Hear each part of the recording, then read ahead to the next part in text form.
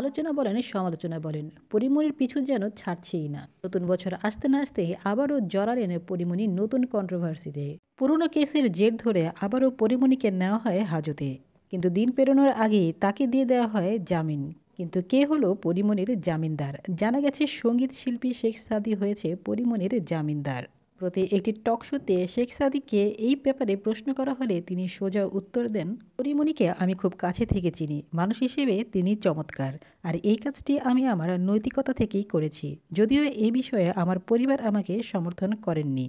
এদিকে একটি অ্যাওয়ার্ড শোতে বারিশা হক একটি পোশাক পরে হয়ে গেলেন ভাইরাল আবারও। পোশাক সম্পর্কে তাকে প্রশ্ন করলে তিনি বলেন, স্বামীর পছন্দ সাজগোজ করা এবং আধুনিকভাবে পোশাক পরিধান করা, আর স্বামীকে খুশি করা হচ্ছে ইসলামে স্ত্রীদের দায়িত্ব এবং কর্তব্য, আর তাই সেই সুন্নতটাই তিনি ফলো করছেন।